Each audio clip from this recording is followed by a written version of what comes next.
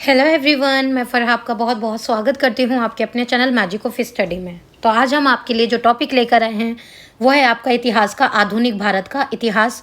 इसके बहुत महत्वपूर्ण क्वेश्चन हम आपके लिए लेकर आए हैं जो आपके ऑलमोस्ट हर एग्जाम में पूछे जाते हैं और प्रीवियस एग्जाम्स में बहुत बार पूछे जा चुके हैं और आने वाले एग्जाम्स में भी आपके पूछे जाते रहेंगे। बहुत बहुत महत्वपूर्ण क्वेश्चन है। अगर आप ये क्वेश्चंस कर लेते हैं तो आपका ये जो टॉपिक है वो बहुत अच्छे से कवर अप हो जाएगा। तो चलिए, आज का सेशन शुरू करने से पहले अगर आप चैनल पर नए हैं तो चैनल को सब्सक्राइब कर दीजिए और बेल आइकन को प्रेस कर दीजिए ताकि आपको टाइम से सारी वीडियोस के नोटिफिकेशन मिलते रहें। और अगर आपको वीडियो अच्छा लगे तो लाइक कीजिए और कमेंट करके हमें बताइए कि आपको वीडियो कैसा लगा। तो चलिए, आज का सेशन शुरू करते हैं। आज का आपका पहला क्वेश्चन है क्वेश्चन नंबर 1। क्वेश्चन नंबर 1 है आपका, वास्को दी गामा जिन्होंने यूरोप से भारत तक समुद्री मार्ग की खोज की थी किस देश से थे? वास्को दी गामा जो थे जिन्होंने यूरोप से भारत तक समुद्री मार्ग की खोज की थी, उन्होंने समुद्र से जो रास्ता खोजा था यूरोप से भारत तक आने का, वो किस देश से बिलोंग करते थे, किस देश के निवासी थे, आपको ये बताना है। आपके 4 option. Option number A Spain, option number B है आपका पुर्तगाल, ऑप्शन नंबर सी है आपका इंग्लैंड और ऑप्शन नंबर डी है आपका उपरोक्त में से कोई नहीं। तो आपका सही आंसर क्या हो जाएगा यहाँ पर? ऑप्शन नंबर बी करेक्ट हो जाएगा। पुर्तगाल देश से वो क्या करते थे, वहाँ के निवासी थे, वहाँ से वो बिलोंग करते थे, Vasco D gamma. Next question पे चलते हैं। नेक्स्ट क्वेश्चन है आपका क्वेश्चन नंबर 2। क्वेश्चन नंबर 2 है आपका, अंग्रेजों द्वारा बनाए गए बिहार के जिलों के निम्नलिखित युग्मों में से कौन सा वर्ष सुमेलित नहीं है? नहीं बताना है तो नहीं का आंसर नहीं होता, यानी जो नेगेटिव है वही आपका आंसर होगा, क्योंकि क्वेश्चन में नेगेटिव पूछा गया है तो जो आपके ऑप्शन में नेगेटिव होगा वही आपका आंसर होगा। तो आपको ये बताना है कि अंग्रेजों द्वारा बनाए गए जो बिहार के ज़िले थे उसमें से जो निम्नलिखित युग्मों में से जो आपको दे रखे हैं उसमें से जो सही सुमेलित नहीं है, जो गलत सुमेलित है, आपको वो बताना है। आपके 4 option. Option number A Patna 1825, option number B है आपका गया 1885, ऑप्शन नंबर सी है आपका मुजफ्फरपुर 1875 या फिर ऑप्शन नंबर डी है आपका उपयुक्त में से कोई नहीं। तो आपका सही आंसर क्या हो जाएगा यहाँ पर? ऑप्शन नंबर बी करेक्ट हो जाएगा, यानी जो सही सुमेलित नहीं है वो क्या है आपका? ऑप्शन नंबर बी करेक्ट है। जो आपका सही सुमेलित नहीं है वो क्या है? गया 1885। नेक्स्ट क्वेश्चन पे चलते हैं। क्वेश्चन नंबर, ये थोड़ा बड़ा क्वेश्चन है, ध्यान से देखिएगा। क्वेश्चन नंबर 3 है आपका, 1875 के विद्रोह के संबंध में निम्नलिखित कथनों पर विचार कीजिए और उपयुक्त विकल्प का चयन कीजिए। आपको ये बताना है ये 1857 के विद्रोह के संबंध में जो आपको ये दिए गए हैं कथन, इन कथनों पर आपको विचार करना है और सही विकल्प का चयन करना है। आपको पहला कथन दिया गया है फर्स्ट, कानपुर के पास रहने वाले स्वर्गीय पेशवा बाजीराव के दत्तक पुत्र नाना साहब ने खुद को पेशवा घोषित किया। क्या ये कथन सत्य है या असत्य, आपको ये बताना है। दूसरा कथन है आपका, लखनऊ में अपदस्थ नवाब वाजिद अली शाह के पुत्र बहादुर शाह जफर को नया नवाब घोषित किया गया। या फिर आपका तीसरा कथन है, बिहार में एक पुराने जमींदार कुंवर सिंह विद्रोही सिपाहियों में शामिल हो गए और अंग्रेजों के साथ युद्ध किया। तो आपको बताना है कि कौन सा या कौन से कथन सही हैं, आपको ये बताना है। तो आपके यहाँ पे 4 ऑप्शन दिए गए हैं। ऑप्शन नंबर ए है आपका केवल पहला कथन सही है, ऑप्शन नंबर बी है आपका केवल दूसरा कथन सही है, या फिर ऑप्शन नंबर सी है आपका पहला और तीसरा कथन सही है, या फिर ऑप्शन नंबर डी है आपका इनमें से कोई भी कथन सही नहीं है, यानी उपरोक्त में से कोई भी कथन सही नहीं है। तो आपका सही आंसर क्या हो जाएगा इस क्वेश्चन नंबर 3 का? क्वेश्चन नंबर 3 का आपका आंसर हो जाएगा यहाँ पर ऑप्शन नंबर सी, यहाँ पर आपका करेक्ट हो जाएगा। ठीक है, यानी पहला और जो तीसरा कथन है वो आपका यहाँ पर सही है। ठीक है, कि कानपुर के पास रहने वाले स्वर्गीय पेशवा बाजीराव के दत्तक पुत्र नाना साहब ने खुद को पेशवा घोषित किया था, और तीसरा कथन जो है वो भी सही आपका, बिहार में एक पुराने जमींदार कुंवर सिंह विद्रोही सिपाहियों में शामिल हो गए और अंग्रेजों के साथ युद्ध किया। नेक्स्ट क्वेश्चन पे चलते हैं, क्वेश्चन नंबर 4। नेक्स्ट क्वेश्चन 4 है आपका, ब्रिटिश शासन के दौरान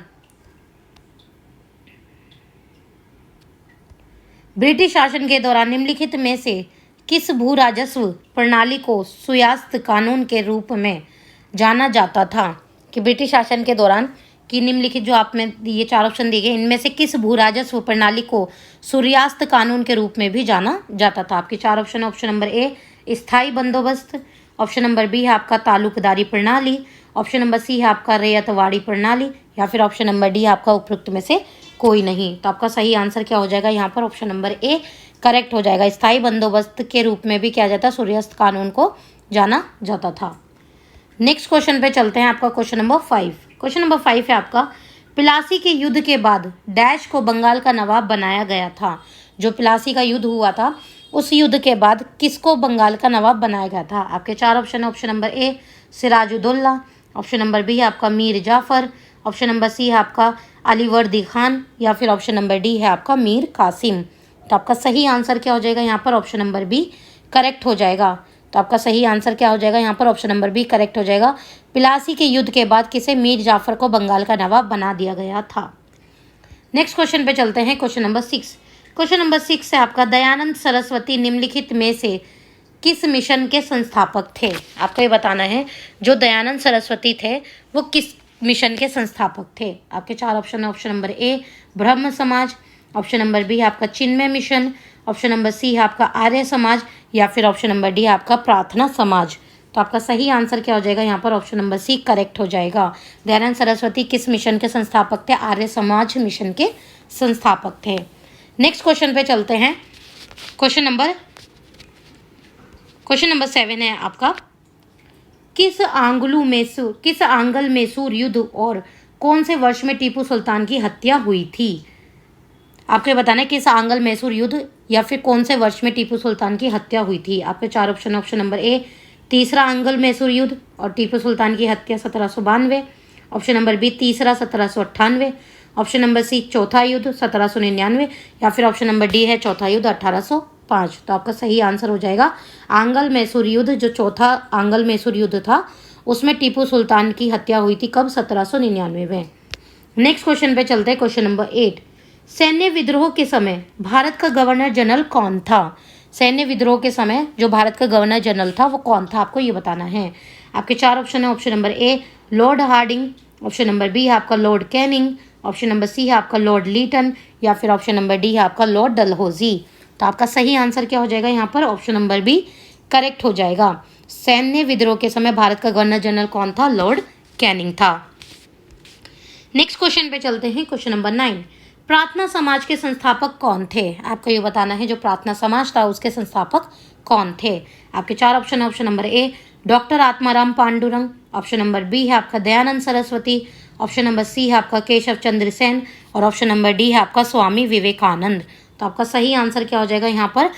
डॉक्टर आत्माराम पांडुरंग थे प्रार्थना समाज के संस्थापक।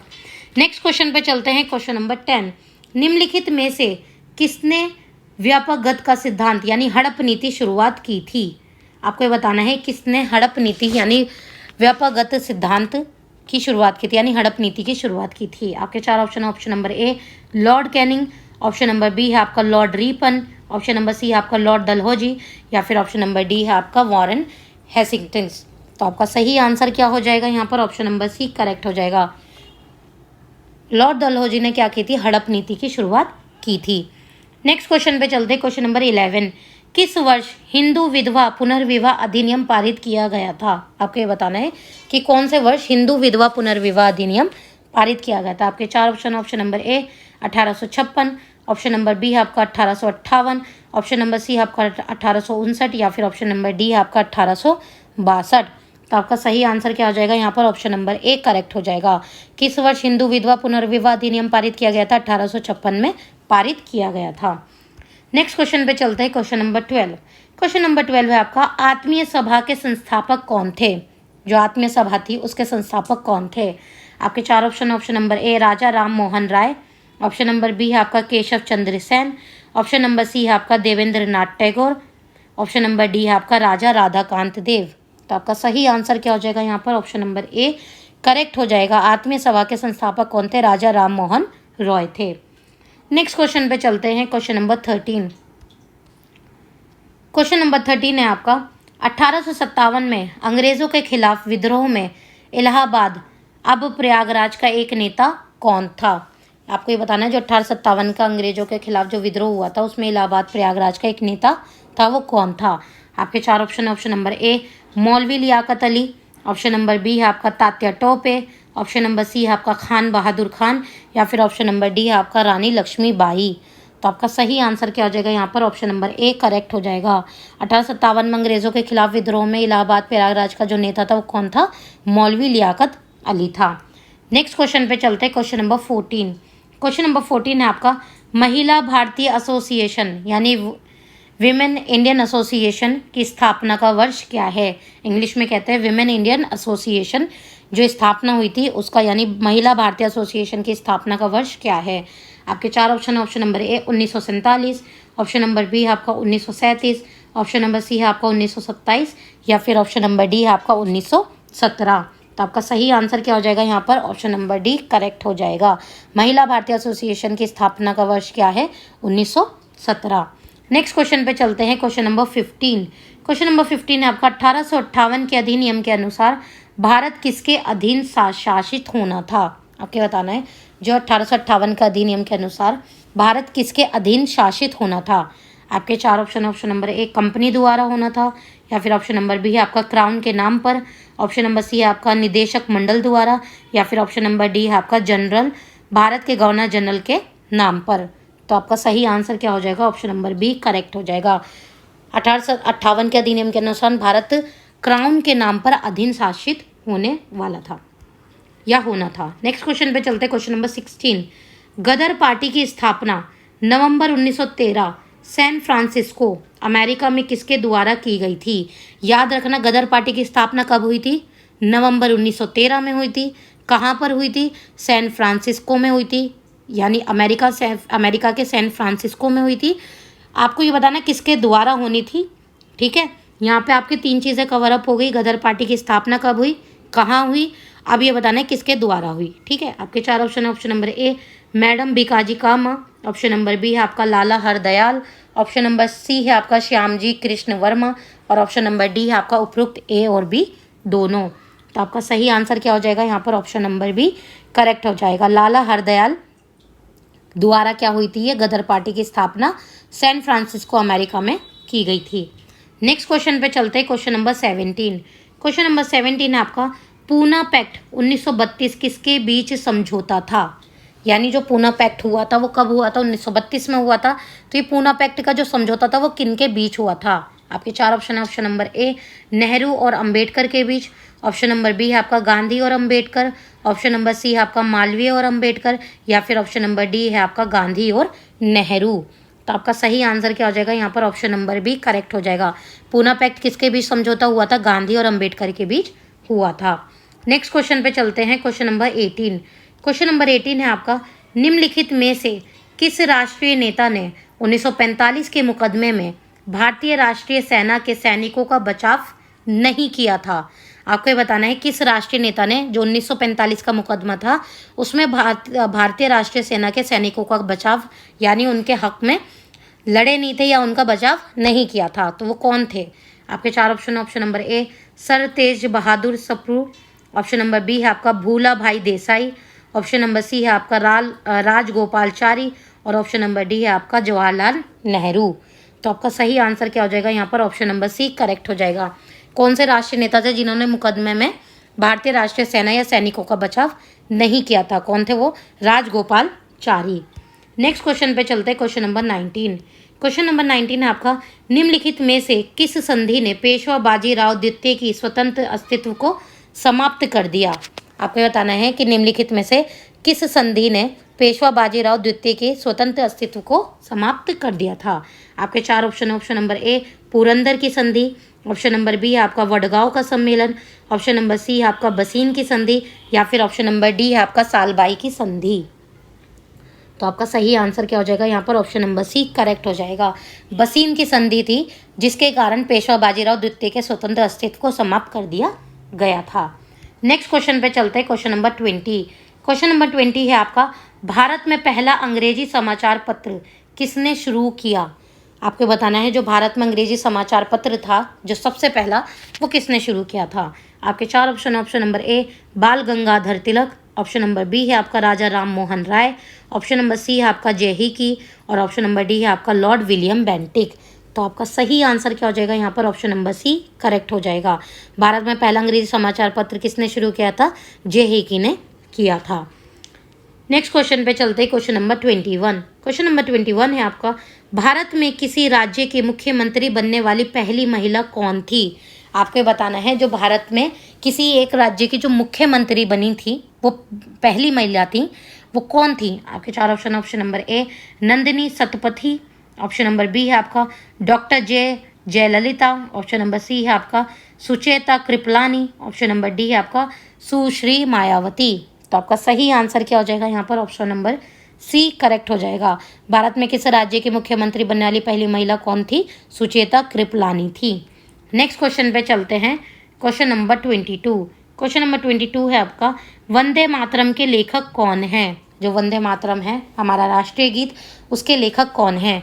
आपके चार ऑप्शन है। Option number A Mahatma Gandhi, option number B है आपका Rabindranath Tagore, option number C है आपका बंकिम चंद्र चटर्जी, या फिर ऑप्शन नंबर डी है आपका शरत चंद्र चटर्जी। तो आपका सही आंसर क्या हो जाएगा? ऑप्शन नंबर सी करेक्ट हो जाएगा। वंदे मातरम के लेखक कौन है? बंकिम चंद्र चटर्जी। नेक्स्ट क्वेश्चन पे चलते हैं, क्वेश्चन नंबर 23।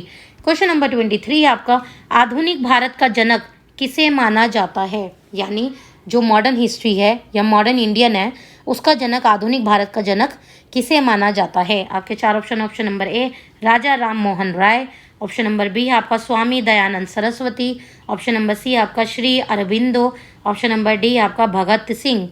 तो आपका सही आंसर क्या हो जाएगा यहाँ पर? ऑप्शन नंबर ए करेक्ट हो जाएगा। राजा राम मोहन राय को आधुनिक भारत का जनक माना जाता है। नेक्स्ट क्वेश्चन पे चलते हैं, क्वेश्चन नंबर 24। क्वेश्चन नंबर 24 है आपका, भारत सरकार अधिनियम 1919 की सबसे महत्वपूर्ण विशेषता क्या थी? आपको ये बताना है कि भारत सरकार अधिनियम 1919 की जो सबसे महत्वपूर्ण विशेषता थी वो क्या थी? आपके चार ऑप्शन। ऑप्शन नंबर ए भारतीय परिषदों का विस्तार, ऑप्शन नंबर बी है आपका प्रत्यक्ष चुनाव का प्रावधान, ऑप्शन नंबर सी है आपका प्रांतों में द्वैध शासन, या फिर ऑप्शन नंबर डी है आपका उपरोक्त में से सभी। तो आपका सही आंसर क्या हो जाएगा यहाँ पर? ऑप्शन नंबर डी करेक्ट हो जाएगा। जो भारत सरकार अधिनियम 1919 की सबसे महत्वपूर्ण विशेषता क्या थी? ये तीनों विशेषता ही महत्वपूर्ण थी, यानी भारतीय परिषदों का विस्तार, प्रत्यक्ष चुनाव का प्रावधान और प्रांतों में द्वैध शासन। नेक्स्ट क्वेश्चन पे चलते हैं, क्वेश्चन नंबर 25। क्वेश्चन नंबर 25 है आपका, मुस्लिम सांप्रदायिकता को किसकी गतिविधियों से बढ़ावा मिला? जो मुस्लिम सांप्रदायिकता थी उसको किसकी गतिविधियों से बढ़ावा मिला, आपको ये बताना है। आपके चार ऑप्शन है। Option number A Ashfaqulla, option number B है आपका Liaquat Hussain, option number C है आपका Maulana Abul Kalam Azad, option number D है आपका सैयद अहमद खान। तो आपका सही आंसर क्या हो जाएगा यहाँ पर? ऑप्शन नंबर डी करेक्ट हो जाएगा। मुस्लिम सांप्रदायिकता को सैयद अहमद खान की गतिविधियों से बढ़ावा मिला था। नेक्स्ट क्वेश्चन पे चलते हैं, क्वेश्चन नंबर 26। क्वेश्चन नंबर 26 से आपका, 8 अप्रैल 1929 को नई दिल्ली स्थित सेंट्रल असेंबली के द्वार पर 2 बम किसने फेंके? आपको ये बताना है। जो 8 अप्रैल 1929 को नई दिल्ली स्थित जो सेंट्रल असेंबली है उसके द्वार पर 2 बम फेंके गए थे, वो किसने फेंके थे? आपके चार option. Option number A Bhagat Singh, option number B है आपका Batukeshwar Dutt, option number C है आपका राजगुरु, या फिर ऑप्शन नंबर डी है आपका उपरोक्त ए और बी, यानी ए और बी दोनों, यानी भगत सिंह और बटुकेश्वर दत्त। तो आपका सही आंसर क्या हो जाएगा यहाँ पर? ऑप्शन नंबर डी करेक्ट हो जाएगा। उपरोक्त दोनों यानी ए और बी, यानी भगत सिंह और बटुकेश्वर दत्त दोनों ने ही ये सेंट्रल असेंबली के द्वार पर बम फेंके थे। नेक्स्ट क्वेश्चन पे चलते हैं, क्वेश्चन नंबर 27। क्वेश्चन नंबर 27 है, नौ आखली कहाँ स्थित है? आपको ये बताना है जो नौ आखली है वो कहाँ पर स्थित है। आपके चार option. Option number A Paschim Bengal, option number B है आपका बांग्लादेश, ऑप्शन नंबर सी है आपका त्रिपुरा, ऑप्शन नंबर डी है ये, ऑप्शन नंबर डी है आपका बिहार। तो आपका सही आंसर क्या हो जाएगा यहाँ पर? ऑप्शन नंबर बी करेक्ट हो जाएगा। नोआखली कहाँ पर स्थित है? बांग्लादेश में स्थित है। नेक्स्ट क्वेश्चन पे चलते हैं, क्वेश्चन नंबर 28। क्वेश्चन नंबर 28 है आपका, प्रथम कर्नाटक युद्ध, जो प्रथम कर्नाटक युद्ध के दौरान पांडिचेरी का फ्रांसीसी गवर्नर जनरल कौन था? आपके चार option. Option number A La Bourdonnais, option number B है आपका captain Paradis, option number C है आपका डुप्लेक्स, ऑप्शन नंबर डी है आपका काउंट डी लेली। तो आपका सही आंसर क्या हो जाएगा? ऑप्शन नंबर सी करेक्ट हो जाएगा, डुप्लेक्स। प्रथम कर्नाटक युद्ध के दौरान जो पांडिचेरी का फ्रांसीसी गवर्नर जनरल था वो कौन था? डुप्लेक्स था। आज आपका इस वीडियो का सेकंड लास्ट क्वेश्चन है, क्वेश्चन नंबर 29, यानी कि आपके इस टॉपिक का, आधुनिक भारत के टॉपिक का। अगर आपको ये टॉपिक अच्छा लग रहा हो, आपको ये क्वेश्चंस बहुत अच्छे लग रहे हो, ये वीडियो अच्छा लग रहा हो, तो लाइक करें और हमें कमेंट करके बताएं कि आपको कैसा लगा। और चैनल को सब्सक्राइब करना मत भूलिएगा और अपने फ्रेंड्स के साथ भी आप ये शेयर कीजिए ज़्यादा से ज़्यादा, ताकि हमको और ज़्यादा इससे मोटिवेशन मिलता है, ताकि हम आपके लिए और ऐसे ही बहुत अच्छे आपके एग्ज़ाम से रिलेटेड, आपके एग्ज़ाम्स को और ईजिली बनाने के लिए आपके लिए ऐसे ही अच्छे वीडियोज़ लेकर आते रहें। तो चलिए, आज का आपका सेकेंड लास्ट क्वेश्चन है, क्वेश्चन नंबर 29। 1857 के विद्रोह के प्रमुख कारणों में क्या शामिल नहीं था? आपको ये बताना है कि 1857 के विद्रोह के प्रमुख कारणों में क्या शामिल नहीं था। आपके चार ऑप्शन है। ऑप्शन नंबर ए, शिक्षा की नई प्रणाली। ऑप्शन नंबर बी है आपका विधवा पुनर्विवाह अधिनियम। ऑप्शन नंबर सी है आपका भारतीय सिपाहियों का अफगानिस्तान भेजा जाना। या फिर ऑप्शन नंबर डी है आपका भारतीयों और अंग्रेज़ों के बीच अंतर्विवाह पर रोक लगाने वाले कानून। तो आपका सही आंसर क्या हो जाएगा यहाँ पर? ऑप्शन नंबर डी करेक्ट हो जाएगा आपका। जो 1857 के विद्रोह के प्रमुख कारणों में क्या शामिल नहीं था, क्या शामिल नहीं था, तो नहीं का आंसर नहीं होता है। ठीक है, तो क्या शामिल नहीं था? भारतीयों और अंग्रेज़ों के बीच अंतर्विवाह पर रोक लगाने वाले कानून शामिल नहीं थे। बाकी ये तीनों चीज़ें शामिल थी। शिक्षा की नई प्रणाली शामिल थी, विधवा पुनर्विवाह अधिनियम भी शामिल था और भारतीय सिपाहियों का अफगानिस्तान भेजा जाना भी शामिल था। आज का आपका इस टॉपिक का आधुनिक भारत इतिहास का सेकेंड लास्ट क्वेश्चन है, क्वेश्चन नंबर 30। नेहरू लियाकत समझौते पर किस वर्ष हस्ताक्षर किए गए? जो नेहरू लियाकत समझौता हुआ था उसमें किस वर्ष हस्ताक्षर किए गए थे, किस वर्ष पे साइन किए गए थे समझौते पर? आपके चार option. Option number A 1947, option number B 1949, option number C है आपका 1950 और ऑप्शन नंबर डी है आपका 1955। तो आपका सही आंसर क्या हो जाएगा? ऑप्शन नंबर सी करेक्ट हो जाएगा। नेहरू लियाकत समझौते पर किस वर्ष में हस्ताक्षर हुए थे? 8 अप्रैल, याद रख लीजिएगा, 8 अप्रैल 1950 में। इसमें 8 अप्रैल 1950 में इस समझौते पर हस्ताक्षर किए गए थे। ठीक है, तो यहाँ पर आपका ये टॉप 30 बहुत बहुत बहुत महत्वपूर्ण क्वेश्चंस यहाँ पे कंप्लीट हो जाते हैं आपके आधुनिक भारत के इतिहास से रिलेटेड। अगर आपको वीडियो अच्छा लगे तो लाइक कीजिए और हमें कमेंट करके ज़रूर बताएं, अपने फ्रेंड्स के साथ शेयर करना